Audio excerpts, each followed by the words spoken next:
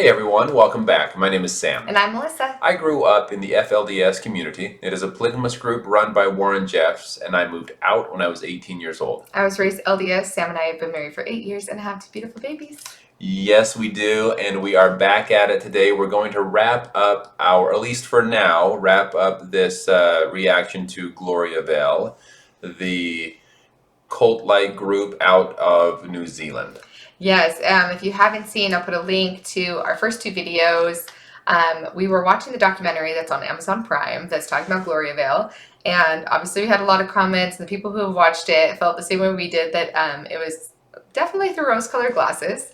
Yeah. But it was a good one to be able to compare what they say the lifestyle is compared to what the FLDS lifestyle, and even some comparisons to the LDS lifestyle. And now we've had a lot of people who are like, people are leaving. There's the darker side to it. There are other things that are going on. And so today we are going to be talking about the darker side of Gloriavale. Not the side that they want us to see and just like what their core beliefs are, but a lot of the problems and that the people who have left are sharing with the world, and the insight that they're giving into what happens behind closed doors. Exactly. And we actually have access now to the documentary that is just recently came out, I believe, in New Zealand about this group, and it's going to give us a lot more insight on what's going on. So maybe in a couple of weeks we're hoping to also do a reaction to that documentary. It's a much newer one, but for now we were able to do a lot of research and watch some videos, specifically a TED Talk given by Lilia. For those of you that have watched it, that's what we're going to be reacting to, but also we'll put that in the link, a link of that video below for anyone that wants to follow along. Yeah, her TED Talk was really good. We did watch a lot of other videos about like Paul and Pearl. We watched a lot of Pearl's testimony in the cases against the community, and a lot of things she was saying as well. So we might throw in some of that because we did watch quite a few videos.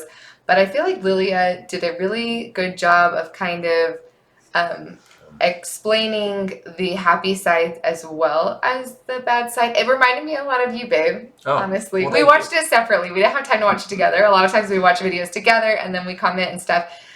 This time we had to watch it separately. And as she was speaking, I felt like it was very similar in the fact that when she starts, she talks about what a good childhood, like how beautiful it was, and what it was like having lots of siblings, and what it was like living a happy childhood and not knowing that you're living any different.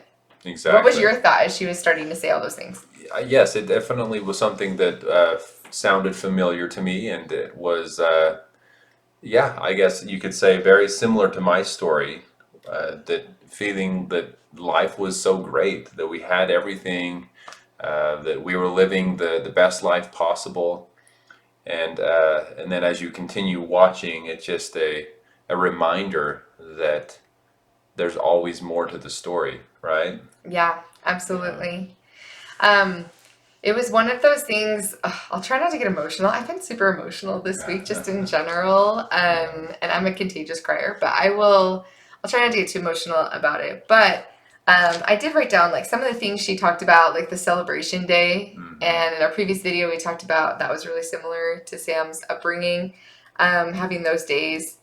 But she talked about having shame, like being publicly shamed from a really young age. And she talked about being a little girl and getting really good grades in school, and that one of her teachers had written down that she had great leadership skills, and she was really proud to share this with her grandpa, who was the founder, Hopeful Christian, originally Neville Cooper, which we'll go into a little bit later of who he is and some of the things that have given him trouble with the law. But she was really proud of it and really excited. And at 6 years old, and our little girl is 6 years old, so this like broke my heart. It was like the first time I started like tearing up and getting, sad. That she was all excited for him to be able to share with the whole group, because they all eat together. All 500 people eat their meals together. And he said, "We don't want women like you." At 6 years old, right? At 6 years old. And continue to humiliate her for things that in the normal world are like so exciting. And so like again, it just felt so close to home because our little 6-year-old, she just barely, her little kindergarten class, which is so adorable that they even do something like this. The kids in the class got to vote for a leadership award, and our little girl, her peers voted for her to get the leadership award. Yeah. And so it just hit close to home for me because I was like, we were giving her so much praise and we were so excited for her and how proud we were and how much it meant that like her peers gave it to her, and letting her know the significance of that. And to think that the 6-year-olds in that community were having the exact opposite. Well, and just earlier today, Melissa, you and I were talking about how different my life might have been when talking about how the school that our daughter goes to is really trying to help encourage the kids to become leaders and that they can accomplish whatever they set their mind to accomplishing and that type of thing, which is just so awesome to see, and to see some of these kids just blossom. And but how different my life might have been had I been taught that, just like Lilia here, had I been taught that it was okay to try to be ambitious and to try to set your sights on something bigger in life rather than being told exactly how you have to live and what to do on a day-to-day basis. Something like that, how different her life and my life might have been had we been brought up that way. But in these organizations, call it a cult, call it a community, whatever it is you want to call it, but it seems that they are intentionally holding the kids back so that they can have that control over them. Absolutely. And imagine at 6 years old being told, we don't need people or want people like you. At 6 years old, that community was everything for her. It wasn't just some school classroom. It was everything. And then to be told, we don't want that. We don't want your kind of personality here. I mean, basically you just give up and say, okay, well then I just have to do whatever you tell me to do at this point. Yeah, and just public shaming in general. She talked about being beaten down from such a young age, and then at the same time, like being told that it didn't matter, like guilt and degrading their self-worth all the time. And that she said they were told constantly that she was just a worthless sinner.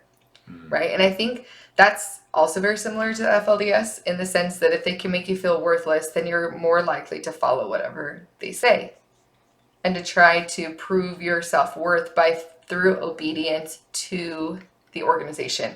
Definitely. Yeah. Trying to gain their approval and their support, and to feel like you are being at least really good at something. Right? Yeah. I think the overall theme of this, I was talking to my mom later in the day about how I'd watched this video, and she was like, oh, well, what was she talking about?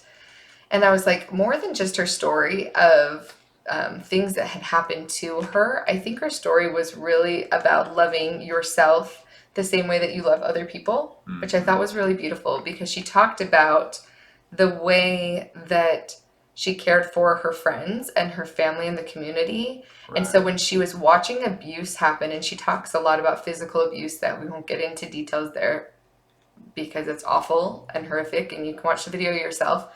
And because it makes me cry if I talk about it.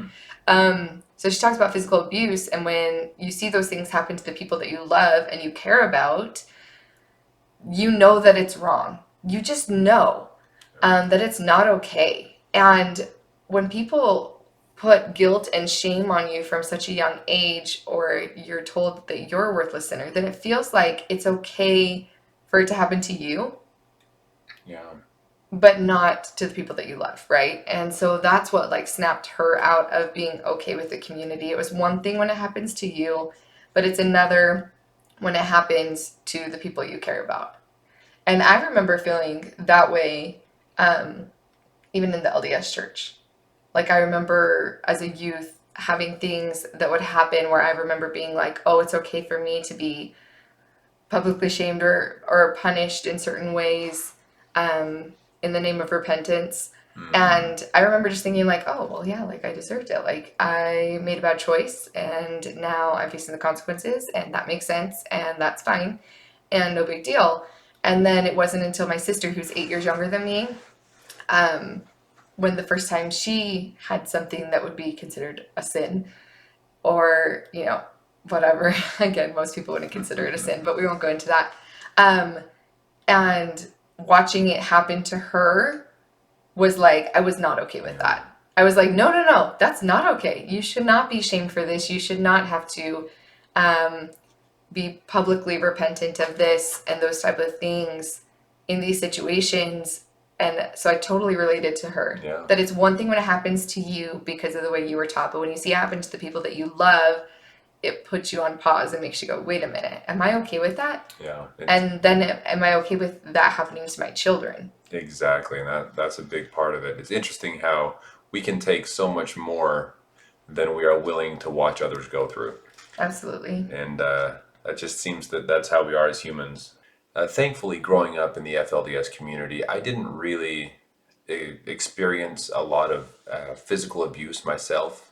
Thank goodness. I know there were other families that weren't so kind with their children, so I know that type of thing happened. And I think one of the first times, if not the first time, that I felt any sort of fear within the actual community that I grew up in, I would have been probably around 11, 12 years old. And I was helping on a project within the community there in Short Creek. And I heard off in the distance some commotion, and there was a shop. I believe they were building some type of wood trusses or something for homes. And I heard a ruckus, and then all of a sudden I saw this young man running out of the shop area, and he had blood all over his arms and face, and I don't know what he was escaping from. Don't know if it was his dad maybe, or one of his older brothers. I don't know what exactly happened, but I saw him just running and hiding behind some rocks. And he I mean, the terror in his eyes that I saw, I think was the first time that I felt unsafe within my own community. Thankfully, like I say, I didn't experience that type of thing, but it just goes to show that there may have been a lot more going on than I was even aware of, even living there. So, and this is kind of something we're seeing within Gloriavale, that there just was a lot of abuse that, of course, they're not going to want to show on some of these documentaries and things. Yeah, I mean, their main leader, another similarity to the FLDS, right? Their main leader that founded it in 1969, Neville Cooper, he went by Hopeful Christian out there, and that was Lilia's grandfather as well. But he was put into prison for sexually assaulting young girls within the community. And yeah, it just reminded me of Warren because he would sexually assault these girls. They said between ages of 12 and 19, but the one that like got him in prison was for this one girl who was 19. And he was doing it all under the guise of like, I'm preparing you for life and preparing you for marriage, which is just sickening to begin with. Yeah. But beyond that, he was also telling them to keep quiet about it, right? So they know the amount of fear that they instill to keep girls quiet is like basically an admission of guilt anyway. Like if it has to be kept quiet, I mean, I know it's a really simple rule, but I remember from being little, like my mom would be like, if someone tells you not to tell your mom or dad, it's because it's something that's not good. Right. You know, people will never tell you to keep a secret from your parents if it's something good. And I remember from a very young age, and I still think that's like a good thing to go by. Like if you're having to keep a secret, unless it's a secret birthday party, there are not many secrets that are for good. Definitely, no.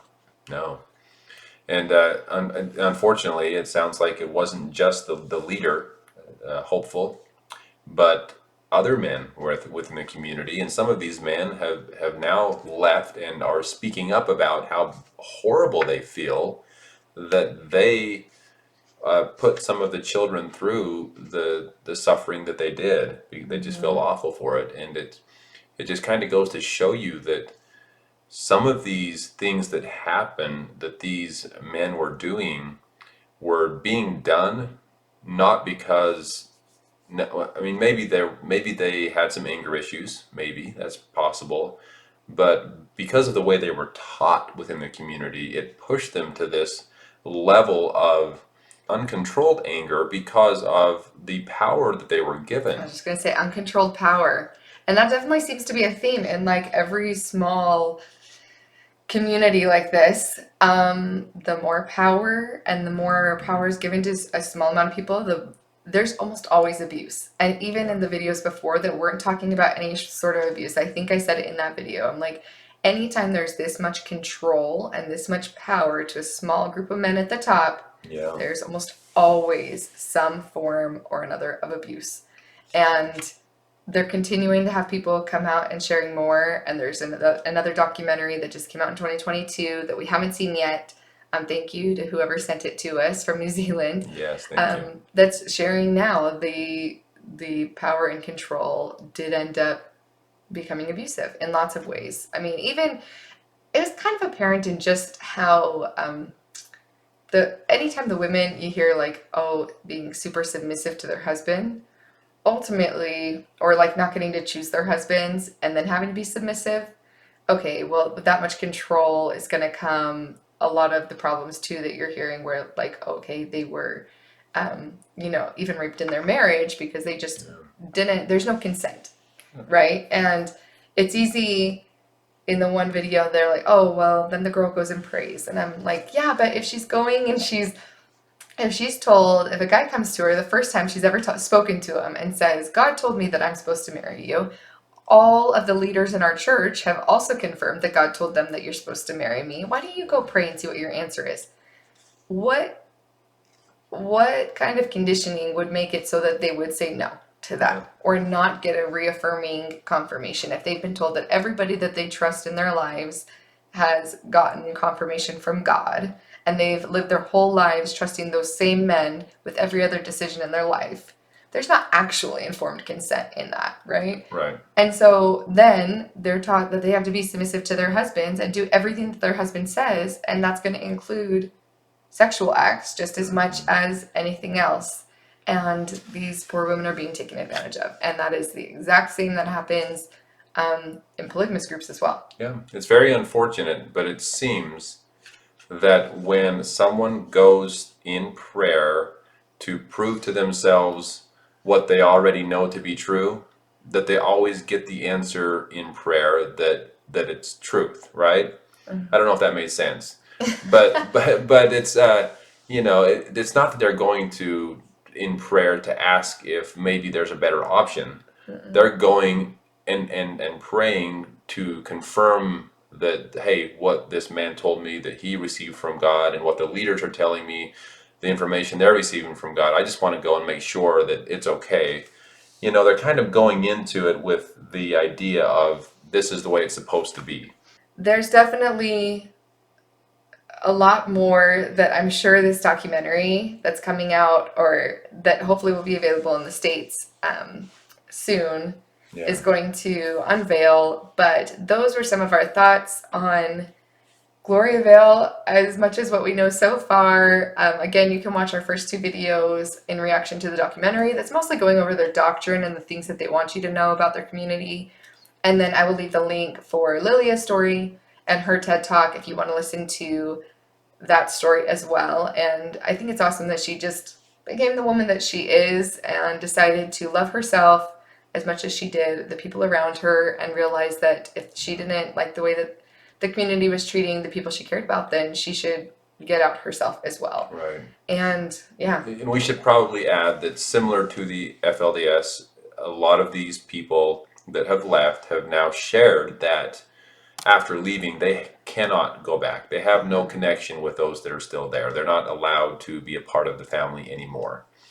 So that's heartbreaking, and that's the way it is in a lot of these really small, very controlling communities. And Another one. Here we go. It seems that so many, if not all, of these communities that have all this control over their followers eventually fall apart. People just can't take it forever. Yeah, and it's good because they shouldn't. Like, I think that's just, and as I was listening to her, I'm like, that's kind of a good lesson for everyone. If it's something that you can't handle watching happen to other people, then you should love yourself that much as well. Yeah. And get yourself out of any situation that you wouldn't want a sibling or your child to go through. Exactly. So I thought that was beautiful at the end. But if you guys would like to hear more about what it was like for Sam to grow up in polygamy, please like and subscribe. And thank you all for your comments and for emails and new videos. And we love suggestions of other things you want to hear us react to. Other communities you want us to react to. It's been kind of fun to, I feel like, talk about a community that wasn't polygamous for the first time. Changed it up a little bit for us. Yeah. It's so interesting to see that there's so many similarities in so many groups, even without the polygamy aspect. So if there's another group or community that you want us to react to and draw some similarities and differences, then let us know in the comments. Yes, please. And thank you all so much for being here. We look forward to talking to you soon. Talk to y'all soon.